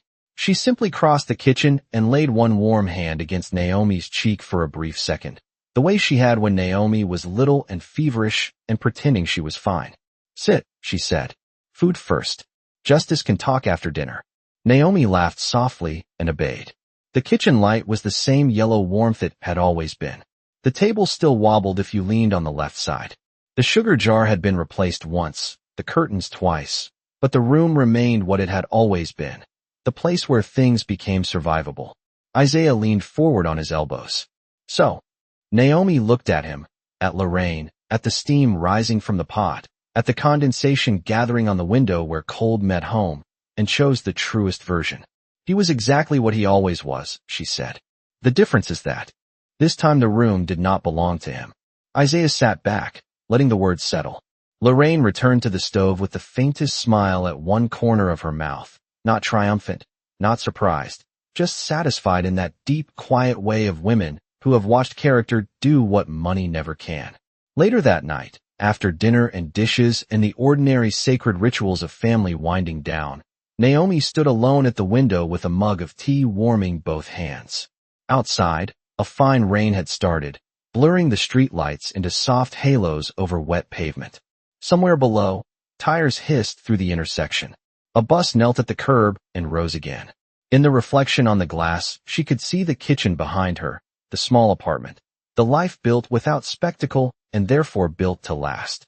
She thought about the long road between the ballroom and the handcuffs, about every shift, every exam, every note by the sugar jar, every decision not to let bitterness become identity. People liked simple endings. Revenge, victory, collapse. But life, Naomi had learned, was quieter and more demanding than that. The real miracle was not that a powerful man had fallen. It was that cruelty had failed to harden her into its likeness. She lifted the tea to her lips and watched rain thread down the fire escape in silver lines. 10 years ago, a billionaire had looked at a black woman carrying a tray and decided she was worthless. Tonight she stood in her own home, under warm light, with honest work behind her and her family breathing safely in the next room. And the city outside looked exactly the same as it always had. Only now, Naomi knew something he had learned too late. Worth was never his to assign. The next morning arrived without ceremony. No music, no sense that the city had noticed anything beyond weather and traffic and the endless appetite of clocks. Rain from the night before had dried into a dull sheen on the fire escape, and a thin winter sun pressed against the kitchen window like it was unsure it wanted to stay. Naomi stood at the counter in stocking feet, stirring sugar into her coffee while the apartment moved slowly awake behind her. The kettle had already clicked off. Lorraine was still in her room. Isaiah had left early for class, leaving behind an open cabinet, a cereal bowl in the sink, and the usual evidence that young men could love a home deeply while still moving through it like a small storm. On the table sat Naomi's satchel, closed now, the case files no longer spilling into the room. For the first time in weeks, Nothing on the kitchen surface needed her signature. The quiet felt unfamiliar. Not empty. Earned. She carried her mug to the window and looked down at the street. A woman in a red coat hurried a little girl toward the bus stop, one mittened hand wrapped around a backpack strap. A delivery truck idled at the corner. Somebody somewhere below was frying onions too early for most people, but exactly on time for somebody else's life. New York did what it always did. It kept going. Naomi liked that more than she used to. When she was younger, she had mistaken stillness for safety. Now she understood that movement could be mercy too. The world did not pause around one humiliation. It did not pause around one victory either. That was how people survived both. Her phone buzzed against the counter. Elena. Naomi answered with the mug still in her hand. Tell me everything, Elena said by way of greeting. Her voice came through bright and breathless, layered over what sounded like restaurant dishes clattering in the background. Naomi smiled. Good morning to you too. Do not do that calm thing with me, Elena said. I have been waiting since 6. Did he really see you? Naomi leaned one shoulder against the wall beside the window. Yes. And Naomi watched a city bus kneel at the curb, watched 3 people step on and 1 step off, all of them carrying private burdens no one else on the sidewalk could name. And he recognized me. Elena went quiet for half a second, which for her counted as reverence. How did that feel? Naomi thought about the question carefully. The easy answer would have been satisfying. The honest one was smaller and more complicated. Like meeting a ghost who turned out to be ordinary, she said. On the other end of the line, Elena let out a slow breath. That is a line, she said. I hope he heard it in your eyelashes. Naomi laughed into her coffee. I did not say that to him. A missed opportunity. No, Naomi said softly, still looking out the window. A deliberate one. Elena understood more quickly than most people did. Because you did not need to. Because I did not want him taking up more room in the day than the case required. There was another brief pause, then the sound of Elena lowering her voice as if stepping away from coworkers. I am proud of you, she said. Naomi closed her eyes for 1 second, just long enough to let the sentence land where the younger version of herself would have needed it most. Thank you. After the call, she dressed slowly and left for work under a sky the color of brushed tin. The train was crowded in the ordinary weekday way, full of tired faces, winter coats, backpacks wedged between knees, and people guarding little islands of private thought behind phones and headphones. Naomi stood near the door with one gloved hand around the pole, swaying lightly with the motion, and let herself be one more commuter in a city that gave nobody long to feel singular. She preferred that. By the time she reached the office, the news cycle had started catching up. Not fully, not with names at first, but enough. 2 business channels ran polite language about a major philanthropic investor under federal scrutiny. Online outlets speculated about nonprofit diversion and governance failures. Somebody in the bullpen had the television muted with captions on, and every few minutes a new headline slid across the bottom like another pane of glass being placed over the story. Naomi passed it without slowing down. Reeve was already at his desk with a legal pad, a stale muffin, and the expression of a man preparing to spend 3 more months arguing with documents. Morning, he said. The world is pretending to be shocked. Naomi set down her satchel. The world enjoys performance. So does cable news. He handed her a memo. Prosecutors want the consolidated chronology by noon. And there is one more thing. Naomi scanned the first line of the memo, then looked up. What thing? Reeve leaned back in his chair. Langford requested to make a supplemental statement through counsel. Not about the charges. Personal addendum, supposedly. Naomi's face did not change, but something small moved through her chest. Not curiosity exactly. More like recognition that some debts arrived late and still expected to be received. And counsel asked whether you would prefer it routed through supervisory channels rather than directly noted in the record packet. Naomi took off her gloves and laid them neatly beside the satchel. For a moment she said nothing. The office around them buzzed with ordinary motion. A printer started up. Someone at the far end laughed into a phone. Outside the windows, morning light glanced off the river in a pale band. 10 years earlier, she would have thought an apology from a man like Victor Langford was a form of justice. But time had taught her the difference between hearing remorse and needing it. She did not need it. Still, something in her mother's voice lived inside her, steady as ever. Decency is not softness. It is discipline. Naomi looked at Reeve. Route it through proper channels, she said. If it belongs in the record, it belongs in the record. Reeve studied her for a second and nodded. Understood. The statement arrived just after 11, folded into a memo packet no thicker than 6 pages. Naomi read it alone at her desk. The language was lawyer-reviewed, careful in places, but somewhere in the middle the polish thinned, and the human being showed through. Victor acknowledged that years before the investigation, he had spoken to a service worker at a private event in a way that reflected personal prejudice and moral failure. He did not use Naomi's name. Maybe counsel had advised against it. Maybe he understood at last that naming her was not his right to reclaim. He wrote that being confronted by her professionalism during lawful process had forced him to recognize how long he had mistaken status for character. He wrote that some failures began in books and boards and greed, but others began in the quiet permission a person gave himself to believe certain people existed beneath respect. Naomi read the paragraph twice, then closed the memo and rested her palm on top of it. She felt no rush, no vindication, only a deep stillness. Late truth was still truth. It did not repair the night in the ballroom. It did not restore the years in between. But it mattered that he had said it somewhere official, somewhere the record could hold it without turning it into drama. She carried the memo to Briggs's office, handed it over, and summarized exactly what it was. Briggs skimmed the first page and raised one eyebrow. You want this attached? Naomi thought of the ballroom, of the elevator, of the click of the handcuffs, of her mother at the stove, saying food first, justice after. Yes, she said. Not for me. For completeness. Briggs nodded once, understanding the weight of that answer better than most men would. All right. By evening the office lights had turned the windows into mirrors again. Naomi packed her bag, buttoned her coat, and left with the city already glowing under early dusk. She stopped on the way home at a small bakery 2 blocks from the train and bought a lemon loaf Lorraine liked, but never chose for herself because she always said plain pound cake was more sensible. The bell over the shop door rang when Naomi entered, and the warm smell of sugar, butter, and coffee wrapped around her like a softer version of memory. She carried the loaf home in a white paper bag, tucked under one arm against the cold. Lorraine was reading in the living room when Naomi came in, glasses low on her nose, a knitted blanket over her knees. That smells expensive, she said without looking up. Naomi set the bag on the table. It was on sale.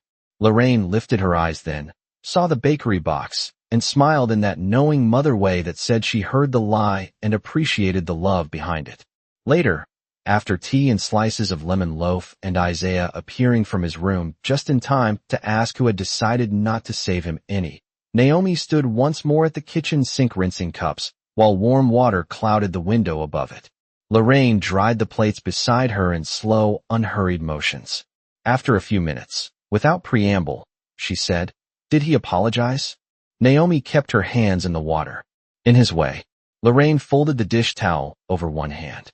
And Naomi looked out at the blurred streetlights, at the rain beginning again in fine silver threads. It did not change what happened, she said, but it proved he finally understood it. Lorraine nodded as if that was enough. Maybe it was. Some endings did not arrive as triumph. They arrived as clarity. Naomi turned off the faucet, dried her hands, and stood for a moment in the warm kitchen light with her family. Just beyond the doorway, and the city moving outside like it always would. Cruelty had once tried to name her. Power had once tried to reduce her. But here, in this small apartment filled with steam and clean dishes and the scent of lemon and tea, none of that language held. She had built a life stronger than one man's contempt. She had walked through cold institutions without losing warmth. She had answered humiliation not with collapse, not with revenge, but with the long disciplined work of becoming undeniable. And somewhere downtown, inside a record that would outlast headlines, a man who had once looked at a black woman and seen nothing of value had finally written down the truth. The worth had always been hers. He had only been the last to see it. Saturday came with a softer light than the rest of the week, the kind that turned the kitchen window pale gold instead of gray and made even the old radiator seem less argumentative. Naomi woke before the alarm out of habit, lay still for a moment beneath the blanket, and listened to the apartment settling into morning. A pipe knocked once in the wall. Somewhere outside, A truck rolled slowly over wet pavement. From Lorraine's room came the low murmur of gospel radio playing just above a whisper, the same station that had soundtracked half of Naomi's childhood and all of her mother's stubborn faith. She got up, pulled on a sweater, and padded into the kitchen where the air still held a trace of last night's tea and lemon. The loaf box sat on the counter with one last slice left inside, protected by folded wax paper and the kind of family optimism that pretended somebody would save it for later. Naomi smiled, set the kettle on, and opened the window a crack. Cold air slipped in, carrying the smell of rain, bus exhaust, and a bakery already turning out bread somewhere down the block. The city was awake, but not hurried yet. She liked it best at this hour, when even New York seemed briefly willing to breathe before performing itself. Her phone rested on the table beside the sugar jar, face down, silent for once. The news cycle had moved on to its next bright object overnight. That was another thing the city taught you if you stayed long enough. Public attention arrived loudly and left without apology. What remained after it was the real measure of anything. Naomi poured hot water over tea leaves, watched the steam rise, and felt the week settling into her in layers. The search, the transport, the memo, the apology written too late to heal and still meaningful enough to matter. Not because she needed it, but because truth belonged in the record where performance could not edit it.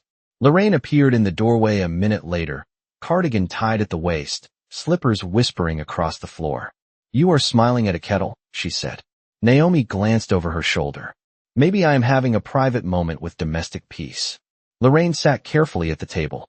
"Then do not let me interrupt your romance." Naomi laughed softly and brought over 2 mugs. The radio in Lorraine's room still floated faintly down the hall, choir voices warm and worn around the edges. Outside the window, the early light caught on rainwater clinging to the fire escape in tiny silver beads. Naomi set her mother's mug down first, exactly the way she always did, handle turned outward for her right hand. Lorraine noticed everything. She noticed that too. "You sleep at all?" she asked. Naomi sat across from her and wrapped both hands around her mug. "Enough." Lorraine lifted one eyebrow in the old familiar way that meant she believed maybe half of what she had been told. "And how does enough feel?" Naomi looked into the tea for a second before answering.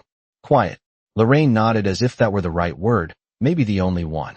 They sat there for a while without speaking, the kind of silence that only existed between people who did not need to prove they loved one another by filling every space. Isaiah was still asleep, which meant the apartment had not yet entered its louder, hungrier phase. The clock over the stove ticked.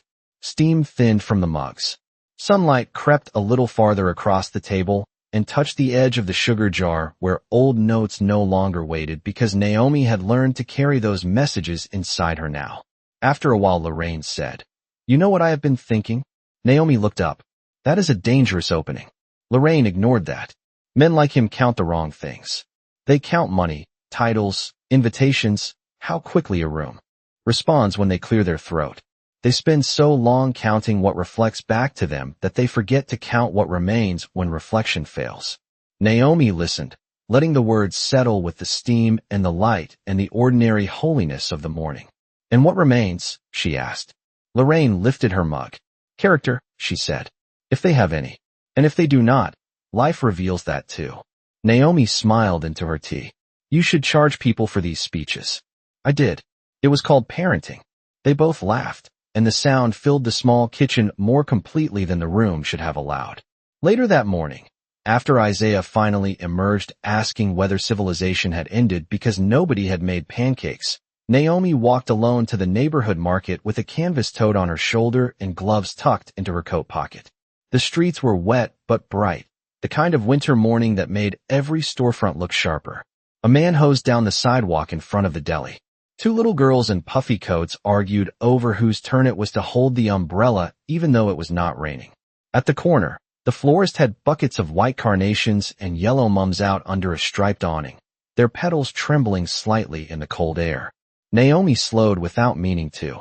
White flowers had once meant chandeliers, polished cruelty, and rooms where people like Victor Langford performed goodness in rented light.